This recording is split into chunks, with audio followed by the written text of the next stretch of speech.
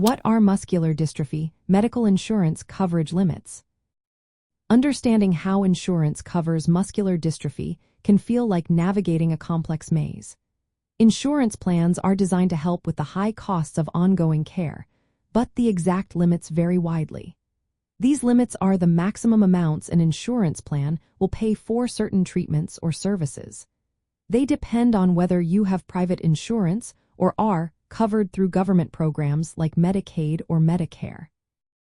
Most private insurance plans, whether bought individually or through an employer, are required to cover essential health benefits. These include hospital stays, prescription medications, physical therapy, and medical devices like wheelchairs or braces. But each plan has its own rules. Some might limit the number of physical therapy sessions you can have each year. Others might cap how much they pay for durable medical equipment. Certain medications may need prior approval before coverage is granted. It's very important to review your policy documents carefully. Knowing these limits helps you plan and avoid surprises when you need care. Public programs like Medicaid and Medicare also provide vital coverage. Medicaid is available to those with limited income and offers a broad range of services, including doctor visits, hospital care, and home health services. Medicare, which covers people over 65 or with certain disabilities, also helps with many muscular dystrophy-related needs. But even these programs have limits. For example, Medicaid might restrict the number of home health visits or the types of equipment it covers. Changes in laws and policies can also affect what is available. For instance, proposed cuts to Medicaid could reduce access to essential services for people with neuromuscular conditions. One challenge many face is coverage denials. Sometimes insurance companies refuse to pay for FDA-approved therapies, even when they are considered standard care by medical experts. When this happens, patients and families can appeal these decisions.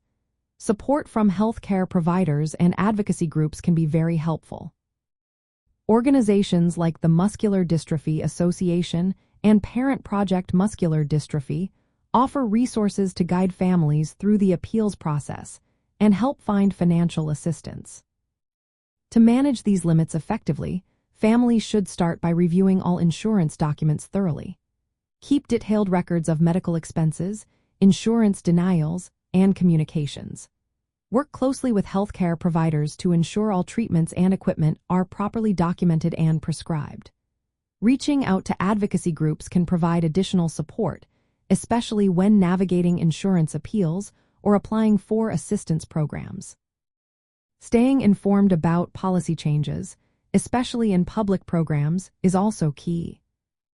Because insurance coverage varies so much from person to person, it's always best to consult with insurance experts, healthcare providers, and patient advocates.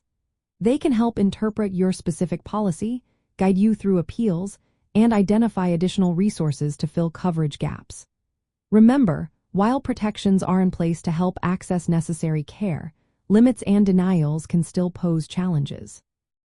Being proactive, informed, and supported makes a big difference in ensuring you or your loved ones get the care needed. Always seek personalized advice from qualified professionals to make the most of your insurance coverage for muscular dystrophy.